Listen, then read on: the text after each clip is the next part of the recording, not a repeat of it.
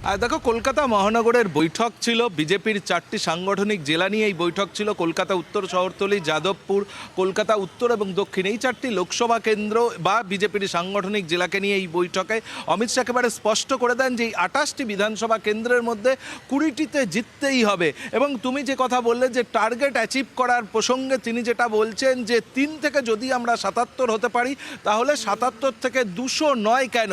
আর সেক্ষেত্রে বিজেপির অন্দরে যে আদি দ্বন্দ্বের কথা বারংবার সামনে আসে, সেই প্রসঙ্গই হয়তো অমিত শাহ সরাসরি না বলে বুঝিয়ে দিয়েছেন যে সবাইকে একসঙ্গে কাজ করতে হবে। তার কারণ প্রার্থী নিয়ে কখনো কখনো অতীতে গোলমাল হতে দেখা গিয়েছে পদ্ম শিবিরে, সেরকম কোনো কিছু করা চলবে না।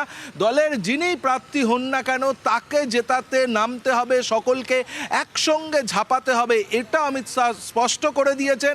অর্থাৎ জয়ের জন্য ভোকাল টনিক মূলত তিনি যেটা বলছেন তা হলো যে একসঙ্গে কাজ করতে হবে। দিলীপ ঘোষের আমলে হয়েছিল। এই দিলীপ ঘোষকে একটা সময় দেখেছিলাম বিজেপির যে বড় বড় অনুষ্ঠানগুলো তিনি ডিটাচ টোটালি। শ্রমিক ভট্টাচার্য দায়িত্ব নিলেন, দিলীপ ঘোষ ছিলেন না, বাকি সব নেতারা উপস্থিত ছিলেন, এমনকি প্রাক্তন সভাপতিরাও দুজন উপস্থিত ছিলেন। দিলীপ ঘোষকে আজকে দেখা গেল অমিত শাহ বার্তা দিচ্ছেন নতুন পুরনো একসঙ্গে কাজ করতে হবে। এই ছোট ছোট ছোট ছোট জিনিসগুলোকে এক সূত্রে বাঁধা যায়।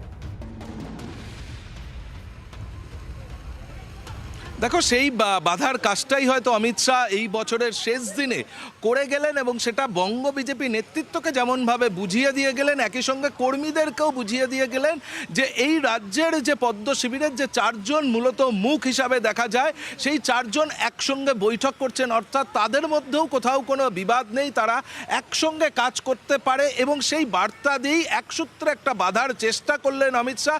সেই কারণে দিলীপ ঘোষ শুধুমাত্র বৈঠকে উপস্থিত ছিলেন প্রাক্তন একজন সাংসদ হিসাবে এমনটি নয়, দিলীপ ঘোষকে কিন্তু মধ্যাহ্নভোজ যেটা অমিত শাহ ওপরে করতে গিয়েছিলেন, যে হোটেলে তিনি ছিলেন, নিচের তলায় বৈঠক হয়েছে, পরবর্তীতে ওপরে তারা মধ্যাহ্নভোজ সারতে গিয়েছিলেন, সেখানে সুকান্ত মজুমদার, শুভেন্দু অধিকারী, শ্রমিক ভট্টাচার্যের সঙ্গে কিন্তু দিলীপ ঘোষকেও ডাকা হয়েছিল। একই সঙ্গে কেন্দ্রীয় নেতৃত্ব হিসাবে এই রাজ্যে যারা দায়িত্বে রয়েছেন তারাও বৈঠকে ছিলেন। অর্থাৎ তার মধ্যে থেকেই একটা বার্তা অমিত শাহ স্পষ্ট করে দিচ্ছেন যে এই রাজ্যে অনুপ্রবেশ, দুর্নীতির মতো বিভিন্ন ইস্যু রয়েছে, কিন্তু সেটাকে কাজে লাগাতে গেলে নিজেদের অন্দরের যে গোষ্ঠী লড়াই রয়েছে, নিজেদের অন্দরে কোথাও বিবাদ রয়েছে, মতামতের ফারাক রয়েছে, সে ভুলে একসঙ্গে কাজ করতে হবে। এটাই অমিত শাহ দিলীপ ঘোষকে রেখেও হয়তো স্পষ্ট করে দিয়েছেন। ধন্যবাদ।